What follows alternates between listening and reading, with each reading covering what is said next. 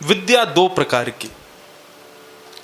एक विद्या तो वो होती है जिसको आप जन्म लेने के बाद में अर्जित करते हो, और बंधुओं एक विद्या भगवान आपको जन्म से देके भेजते हैं।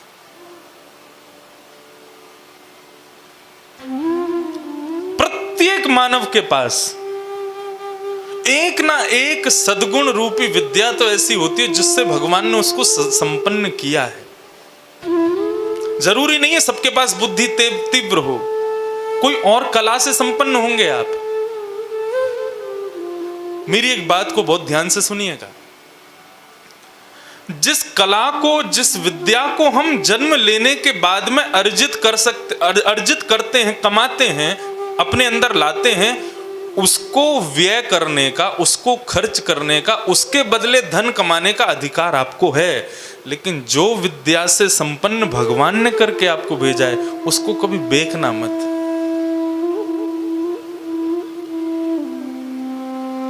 और इस बात का प्रमाण बताएं, श्री सूरदास जी महाराज। सूरदास जी के पास में एक दिव्य विद्या थी। कंठ से गाने की विद्या तो उनकी थी ही, लेकिन उसके अलावा भी उनके पास एक विद्या थी। क्या? कि उनके पास नेत्र नहीं थे, लेकिन उनको भविष्य पता चल जाता था कि अब क्या होने वाला है।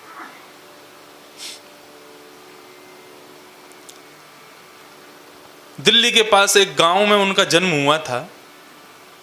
उनके परिवार इतना संपन्न नहीं था सूरदास जी का। तो श्री सूरदास जी महाराज के पास में एक भगवत प्राप्त एक विद्या थी। वो बैठे रहते थे, आंख थी नहीं उनकी। अब कोई भी चर्चा करता था सामने, अरे भैया हमारी भैंस खो गई, अरे हमारी बेटी का ब्याह कब होगा, हमारे बालक पढ़ेंगे लिखेंगे कैसे, पता नहीं हमें तो सूरदास जी जब सुनते थे तो वो तुरंत बोल देते थे, तुम्हारी भैंस वहां कुएं के पास चल रही है, जाके ले आओ। वो कहते थे, अरे सूरदास तुमको तो दिखाई देता नहीं। बोले जल्दी करो नहीं तो फिर वो चली जाएगी। और लोग जाके दौड़ के देखते थे तो भैंस वहीं मिल जाती थी। तुम्हारी बेटी का ब्याह वहां फलाने गांव के एक आदमी के साथ में होगा, उसका बेटा जो है यदि उससे ब्याह कर दिया तो तुम्हारी बेटी सुखी रहेगी। वो ऐसे उनके पास में विद्या थी। करते करते ये स्थिति हो गई कि सूरदास जी के घर के बाहर लाइन लगती थी पूछने वालों की, लेकिन सूरदास जी एक रुपया भी लेते नहीं थे। उनके पिताजी के मन में भाव आया, हमारे घर में भोजन का अभाव, हमारे घर में सुबह रोटी बन जाए तो शाम को बन नहीं पाती, इतना अभाव रहता है। और सूरदास हमारा ये लड़का इस पर करता धरता तो कुछ है नहीं, एक कोने में बैठा रहता है, किसी काम का तो है नहीं, खेती बाड़ी में भी मेरी मदद तो करता नहीं। कम से कम एक गुण से संपन्न है कि इसे भविष्य कथन करता है, तो फिर उसका धन क्यों नहीं लेता? इतनी भीड़ आती है, एक एक रुपया भी सबसे ले लेगा तो कम से कम हमारा घर तो चल जाएगा। सूरदास जी के पिताजी ने सूरदास जी से अपनी बात कह दी, सूरदास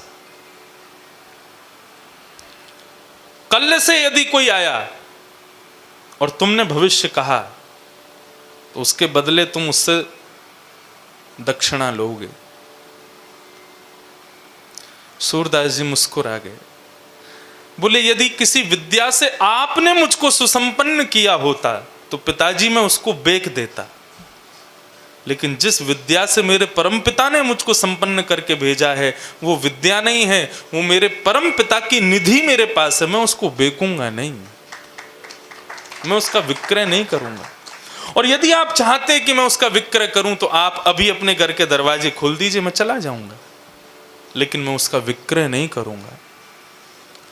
और क्रोधवश उनके पिताजी ने घर के द्वार खोल दिए तो बोले तेरे को खिलाने के लिए हमारे पास में अन्न नहीं है। फिर सूरदास जी ने उसी समय अपना झोला उठाया, चले गए घर छोड़ के, लेकिन अपनी विद्या का विक्रय नहीं किया। आप बहुत संपन्न हो जाएं तो उसके बाद में यहां आकर के कमाई हुई विद्या को भी विक्रय करना छोड़ देना, लेकिन अपने किसी गुण को खोजो। भगवान किसी को सुंदर स्वरूप दे करके भेजते हैं, उसका कभी विक्रय मत करना। भगवान किसी को अच्छा कंठ दे करके भेजते हैं, यदि आपने यहां आकर के संगीत सीखा है तो उसका विक्रय करो। लेकिन भगवान ने पहले से ही सुसंपन्न करके भेजा है कंठ से, उसका विक्रय मत करना। भगवान ने किसी को नृत्य की गुण देकर के भेजा है, नृत्य करो, उससे उसका विक्रय मत करना। किसी को पाक विद्या, किसी के हाथ में ही जादू होता है, वो ऐसा भोजन बनाते हैं कि सब खाते रह जाएं, उस भोजन का कभी विक्रय मत करना। क्यों? मैं विक्रय के लिए मना क्यों कर रहा हूं? क्योंकि जिस गुण से भगवान ने आपको संपन्न करके भेजा है, निश्चित ही वो गुण भगवान ने संसार के लिए नहीं, उस गुण से संपन्न इसलिए किया ताकि तुम मेरी सेवा इस गुण से करो। इसका प्रयोजन मेरे लिए है। ठाकुर जी ने यदि तुमको सुंदर कंठ देकर के भेजा है तो इसलिए भेजा है ताकि तुम इस सुंदर कंठ से मेरे सुंदर सुंदर पदों को गाओ, भजन को गाओ, कीर्तनों को गाओ। उसका विक्रय संसार के लिए मत करो। माफ कीजिएगा, ये शब्द कहने में अटपटा है, लेकिन यदि मैं कह दूं तो बुरा मत मानना। यदि भगवत प्राप्त किसी विद्या का हम विक्रय करते हैं तो हम में और वैश्या में कोई अंतर नहीं है।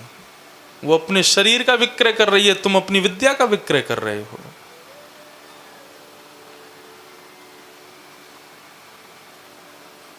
इसलिए भगवती प्राप्त विद्या का कभी विक्रय मत करना। उसका प्रयोजन तो केवल और केवल ठाकुर जी की सेवा। बड़ी प्रिय कथा है, मुझे इतनी प्रिय लगती है, श्रीनाथ जी के प्रति मेरा प्रेम बढ़ा इस कथा को सुनकर के। मैं सुनाऊं आपको। आगरा में श्री कृष्णदास जी बाजार कुछ खरीदने सामग्री गए थे श्रीनाथ जी की सेवा के लिए। ठाकुर जी को सदैव वो वस्तु प्रस्तुत करनी चाहिए जो आपके नेत्रों को अति प्रिय लग गई हो। बहुत सावधानी से सुनिएगा। किसी वस्तु को देख करके आपको बहुत अच्छा लगा कि ये तो बड़ी अच्छी वस्तु है, तो आज क्या स्थिति है कि हमें कोई चीज अच्छी लगती है तो हम लोग सोचते हैं घर का वो कोने में इसको सजाएंगे, अच्छी लगेगी, घर में रखेंगे तो अच्छा लगेगा। अरे हमारा पड़ोसी है ना, उसको दिखाएंगे तो चिढ़ जाएगा, अच्छा लगेगा। आजकल आदमी अपने दुख से कम दुखी है, दूसरे के सुख से ज्यादा दुखी है। वो क्यों सुखी बैठा है इतना, उसको चिढ़ाने के लिए करते हैं काम।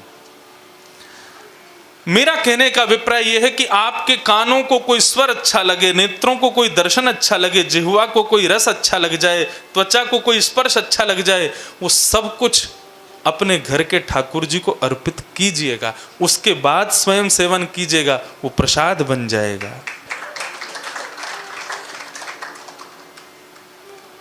श्री कृष्णदास जी एक बार दिल्ली गए तो दिल्ली में जलेबी बन रही थी। जलेबी देख करके कृष्णदास जी मन में सोचने लगे, मुंह में पानी आने लगा। और भक्त हैं, बिना भोग के तो खाते नहीं। मन में सोचने लगे क्या करूं, कैसे करूं, और ये तो हमारे लाल जी को मिलनी चाहिए।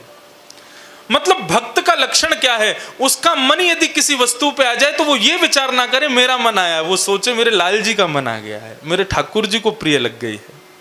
अयोध्या में आज भी कई ऐसे संत हैं, वो ऐसा नहीं कहेंगे कि हमें टिकिया खाने का मन है, वो कहेंगे अपने राम जी को टिकिया बहुत पसंद है, अपने लाल जी को भल्ला बहुत पसंद है, अपने लाल जी को दही बड़ा बहुत पसंद है।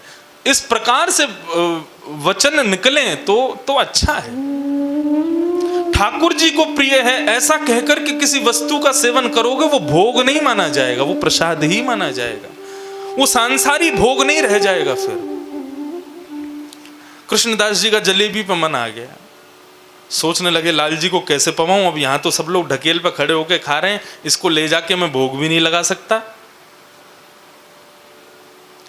एक बात बताएं, थोड़ी अटपटी है ये भी। हम लोग जो मिठाई की दुकानों से मिठाइयां खरीद करके ठाकुर जी के भोग में अर्पित करते हैं, वो भी पूर्ण रूपेण शुद्ध नहीं होती। आपसे पहले किसी ने लेकर के खा ली है, वहीं से उठाई गई मिठाई किसी के मुख में चली गई, और वहीं 2 घंटा बाद आप गए वो मिठाई ले जाके राधा रमन जी को अर्पित कर दी, उसको राधा रमन जी स्वीकार नहीं करते। इसलिए वैष्णवी परंपरा में स्वयं सिद्ध करके ठाकुर जी को अर्पित किया जाता है। और पूर्ण रूपेण शुद्ध हो। कृष्णदास जी ने सोचा कि तुरंत गोवर्धन निकलूंगा और स्वयं अपने हाथों से जलेबी बना करके अपने लाल जी को अर्पित कर दूंगा। शाम का समय होते होते गोवर्धन पहुंचे, सारी सामग्री खरीद करके ले गए कि जलेबी बनाने के लिए जो जो सामग्री चाहिए सब कल सवेरे बना के राजभोग में ठाकुर जी को दूंगा। लेकिन कृष्णदास जी के मन का भाव, शाम को शयन के दर्शन के लिए जैसे ही गिरिराज पर्वत पर ऊपर गए हैं, गिरिराज जी का दर्शन करने लगे, मन में चिंतन चल रहा है, कल जलेबी बनानी है, जलेबी का भोग लगाना है, कल जलेबी उत्सव करना है ठाकुर जी का। जैसे ही शयन के कपाट खुले हैं, कपाट खुलते ही क्या देखते हैं, श्रीनाथ जी की उठी हुई भुजा के ऊपर जलेबियां रखी हुई। कृष्णदास जी के नेत्र सजल हो गए। आरती के पश्चात ठाकुर जी को देख करके रुदन करने लगे, बिहाग राग गाने लगे। ठाकुर जी ने अपने हाथों से कृष्णदास के मुख में जलेबी पधरा दी है।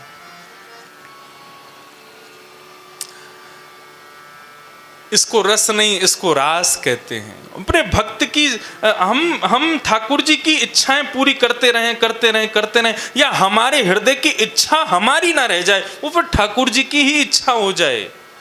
ये भक्ति की एक पराकाष्ठा है। तो श्री कृष्णदास जी एक बार आगरा गए, तो आगरा में बाजारी कर रहे थे, तभी उनको सुंदर स्वर सुनाई देने लगा। और सुंदर स्वर को सुनकर के कृष्णदास जी का मन विचलित होने लगा। बोले कौन गा रहा है? उस स्वर के पीछे खोजते खोजते खोजते गली में गए, गली से दूसरी गली, दूसरी से तीसरी गली। तभी वे देखते हैं कि एक जगह बड़ी भीड़ लगी है। अंदर प्रवेश करके गए तो चारों तरफ मनचले व्यक्ति खड़े थे और बीच में घुंघरू अपने पैरों में बांध करके एक वैश्या नृत्य करके गा रही थी। उसके स्वर पर तो कृष्णदास जी एक बार को मोहित हो ही गए थे, लेकिन जब उसका स्वरूप देखा, कृष्णदास जी के मन में भाव आया, अरे इतना सुंदर स्वरूप, इतना सुंदर कंठ, इतना सुंदर नृत्य, ये तो मेरे लाल जी को प्रस्तुत होनी चाहिए, ये तो मेरे ठाकुर जी के सामने प्रस्तुत होनी चाहिए। माफ कीजिएगा, किसी के सुंदर रूप को देख करके यदि आप कहते हो कितना सुंदर है, तो वहां पर भी आप एक प्रकार से गलत माने जाओगे। राम राम, इसकी तो दृष्टि खराब है। लेकिन यदि किसी के सौंदर्य पर मोहित हो जाओ और उस पर भी यह भाव रखो कि ये तो हमारे ठाकुर जी को प्रस्तुत होनी चाहिए, तो वह भी एक भक्ति का रूप धारण कर लेगी। कृष्णदास जी ने उस वैश्या के जब नृत्य पूरा हुआ तब उसके पास गए और गुमान में खड़ी है, पूरा नगर उसको देखने के लिए लालायित रहता है।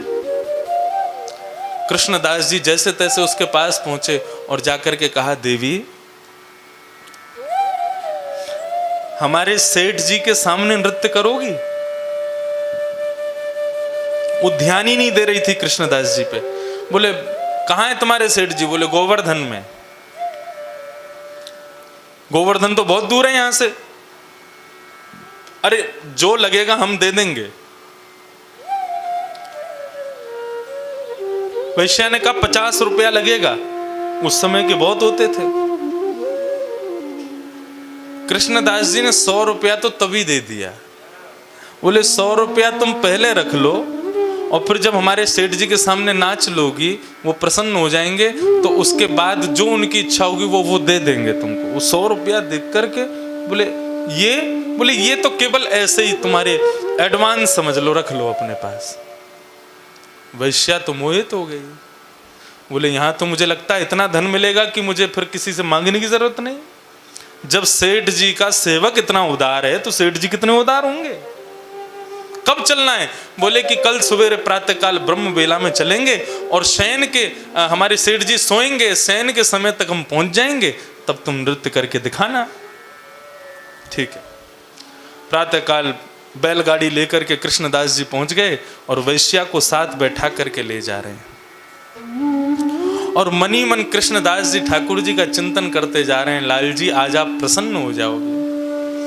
आपकी सेवा के लिए एक अद्भुत कंठ आ रहा है, एक अद्भुत स्वरूप आ रहा है, एक अद्भुत नृत्य आ रहा है, सब ठाकुर जी को अर्पित। शाम का समय पहुंचे, वैश्या तैयार होकर के मंदिर में पहुंची। अभी तक भी उसको नहीं पता था मैं कोई मंदिर में हूं। कृष्णदास जी से बोलती, कहां है आपके सेठ जी? पर्दा लगा था, बोले अभी भोजन कर रहे हैं, जैसे भोग पूरा हो जाएगा उसके बाद सेठ जी सामने सिंहासन पर बैठे हैं, तुम नृत्य करना शुरू कर देना। अति सुंदर बनकर के आई है, अपने रूप का अहंकार, अपने कंठ का अभिमान, अपने संपूर्ण अंग का अभिमान कर रही है। बोले ऐसा नृत्य करूंगी, ऐसा गाऊंगी कि इनका सेठ फिदा हो जाएगा मुझ पर। लेकिन उसको क्या पता था कि फिदा कौन होने वाला है। कृष्णदास जी ने उसको व्यवस्थित कर दिया। बोले टकटकी लगा करके देखो, पर्दा खुलने वाला है बस। और कृष्णदास जी एक कोने में खंबे से सिर लगा करके खड़े हो गए। बोले अब क्या लीला होने वाली है लाल जी की। जैसे ही गुसाई जी ने कपाट खोले हैं, एक भुजा ऊर्ध्वबाहु, दूसरी भुजा कंठ पर, अपने कटी भाग पर, और कमल नयन श्रीनाथ जी का जैसे ही उसने दर्शन किया है, स्तब्ध हो गई। मुखमंडल को देख करके उसके संपूर्ण शरीर के रोए मानो नृत्य करने लगे। कृष्णदास जी इशारा करने लगे कुछ गाओ, तो कंठ भर आया। जितने स्वर राग रागनियों को जानती थी सब विस्मृत हो गए। कृष्णदास जी कहने लगे नृत्य करो, तो धरती कहीं है, पैर जाता कहीं है, मन की दशा कछु और ही भई रे। तब अंत में वो समझ गई कि मैं कुछ नहीं कर पाऊंगी, क्योंकि अपने पर अभिमान था ना कि मैं ये जानती हूं, ये जानती हूं। उनके लिए पूर्ण समर्पण नहीं था मेरे हृदय में। तब वो कृष्णदास जी के सामने हाथ जोड़ती, बोले मेरे बस की नहीं है अब कुछ गाना, आप ही कुछ गा दीजिए। तब कृष्णदास जी के उस भाव को गाया गया। आहा, गिरधर छवि पे क्यों मेरो मन, गिरधर छवि पे क्यों मेरो मन, गिरधर छवि पे क्यों मेरो मन, गिरधर छवि पे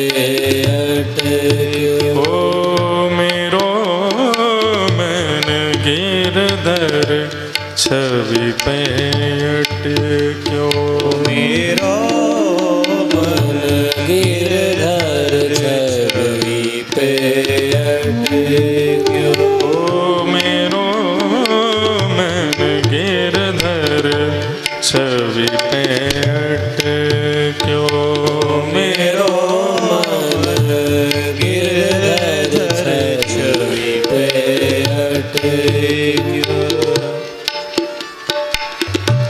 ललित त्रिभंगी चाल पे चल के, ललित त्रिभंगी चाल पे चल के, ललित त्रिभंगी चाल पे चल के, ललित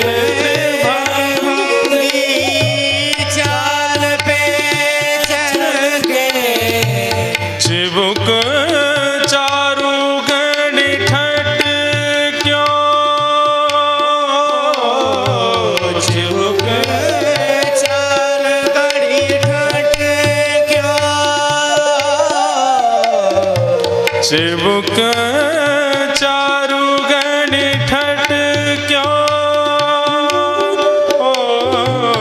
चिबुक चार गड़ ठट क्यों, मेरो मन, गिरधर छवि पे क्यों, मेरो मन, गिरधर छवि पे क्यों, मेरो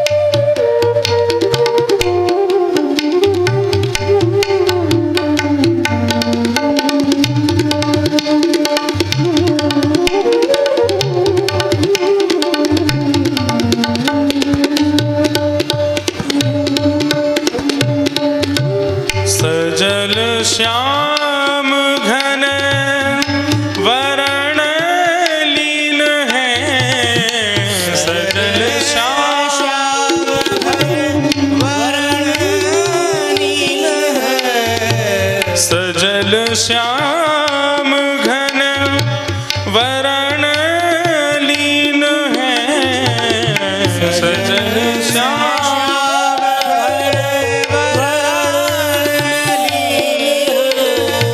फिर चित अनंत न भटक्यो, फिर चित अनंत न भटक्यो। कृष्ण दास की प्राण न्योछावर, कृष्णदास के प्राण छावर। कृष्णदास की प्राण न्योछावर, कृष्णदास के प्राण छावर। यह तन जग सिर पटक्यो, यह तन जग सिर पटक्यो। यह तन जग सिर पटक्यो, यह तन जग सिर पटक्यो। मेरो मन गिरधर छवि पे अटक्यो, मेरो गिरधर छवि पे ओ मेरो मन गिरधर छवि पे अटक्यो, मेरो मन गिरधर छवि पे आ मेरो मन गिरधर छवि पे अटक्यो, मेरो मन गिरधर छवि पे अटक्यो। ओ मेरो मन गिरधर छवि पे अटक्यो, मेरो मन गिरधर छवि पे अटक्यो।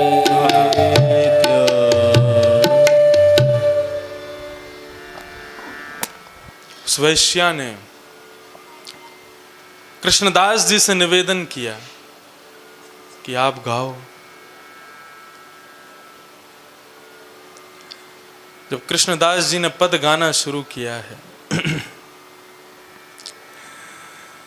तो मानो कृष्णदास जी ठाकुर जी की ओर नहीं देख रहे हैं। बहुत ध्यान से सुनिएगा, इस संपूर्ण पद का अर्थ अद्भुत है।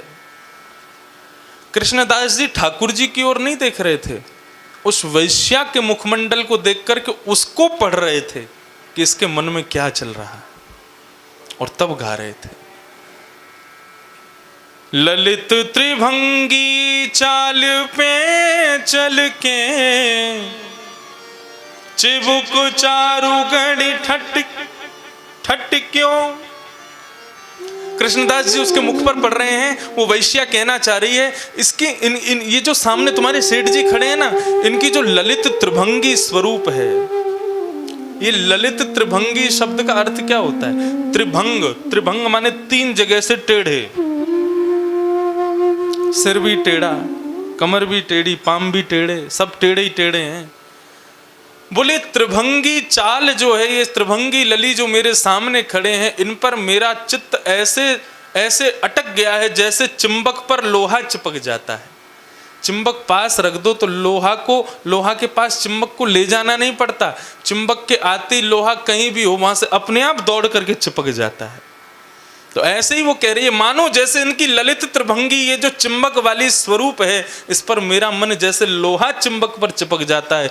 चिबुक चारु गढ़ी ठट क्यों, चिपक गया है। सजल श्याम घन वरण लीन है, फिर चित अनत न भटक्यो। नाचते नाचते कृष्णदास जी ने इशारा किया, बोले बस हो गया, अब चलो वापिस तुमको आगरा छोड़े आए, जहां तुम नाचती थी वहीं छोड़े आए। तब उसके मुखमंडल कहता है, सजल श्याम घन वरण लीन है, इन्होंने जिसका वरण कर लिया है, फिर चित अनत न भटक्यो, अब मेरा कहीं और जाने का मन है ही नहीं। कृष्णदास जी बोले तो फिर यहीं रहोगी, क्या करोगी? अब क्या मन है? बोले यहां रहने का भी मन नहीं है। तो फिर तुम्हारा मन क्या है? उसके नेत्र लाल पड़ जाते हैं, रोने लग जाती है, हाथ पांव कंपन करने लगते हैं। तब कृष्णदास जी से मानो इशारे में कहती है कि मैं इस शरीर से इनकी सेवा नहीं कर सकती। इस शरीर को ना जाने कितने लोगों ने उपभोग करके अब दूषित कर दिया है, झूठा कर दिया है, और झूठी वस्तु ठाकुर जी की सेवा में नहीं जा सकती। अब तो मेरा एक ही मन है, शरीर अपवित्र है लेकिन आत्मा परम शुद्ध होती है। कृष्णदास जी स्तब्ध हो गए, तुम क्या कहना चाहती हो? बोले कि बस अब परायण करना चाहती हूं। कृष्णदास किए प्राण न्योछावर। कृष्णदास जी को देखते देखते वो ठाकुर जी को देखती है। बोले शरीर से सेवा नहीं कर सकती क्योंकि अपवित्र है, लेकिन अपनी आत्मा से तो इनसे मिल सकती हूँ। नाचते नाचते घूमते घूमते घूमते श्रीनाथ जी के आंगन में ही अपने प्राणों का परित्याग कर देती है और आत्म रूप धारण करके श्रीनाथ जी के शिव विग्रह में जाकर के विलीन हो जाती है।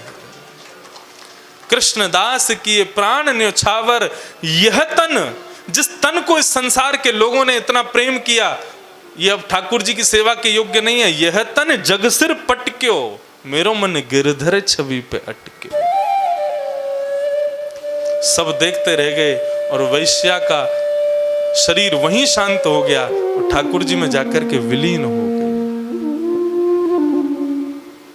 सोचो, अपने जिस रूप जिस कंठ जिस नृत्य की विद्या को आज तक संसार को देती रही, कभी संतुष्ट नहीं हुई वो वैश्या, केवल एक दिन उस विद्या का प्रस्तुतिकरण ठाकुर जी के सामने किया, ठाकुर जी ने अंगीकार कर लिया, सेवा में बुला लिया। और थोड़ी देर में श्रीमद् वल्लभाचार्य जी आदि समस्त वैष्णव जनों को दर्शन हुआ। क्या? ठाकुर जी के लीला में जितने सखा सहचरी हैं, उन सहचरियों में एक वो वैश्या भी खड़ी है। ठाकुर जी उसको अपनी अंतःपुर की लीला में ले गए। विद्या, कहने का अभिप्राय केवल इतना है, जिस विद्या को ठाकुर जी ने सुसंपन्न करके आपको दिया है, उस विद्या का प्रस्तुतिकरण उन्हीं के लिए कीजिए, संसार के लिए मत कीजिए। आपकी पाक विद्या बहुत अच्छी है। मैं आपको बहुत बड़ी गूढ़ रहस्य की बात बता रहा हूं। यदि हाथ से भोजन बहुत अच्छा बनता है तो आपको नाम जप की जरूरत नहीं है, आपको तीर्थ यात्रा करने की जरूरत नहीं है, और एक बार को बोलूं सत्संग की भी जरूरत नहीं है। बस भोजन इतना स्वादिष्ट बना के ठाकुर जी को पवाओ, ठाकुर जी उसी से रीझ जाएंगे, उसी से आपके हो जाएंगे। लेकिन बनाओ इसी भाव से कि मैं अपने लाल जी के लिए बना रहा हूं।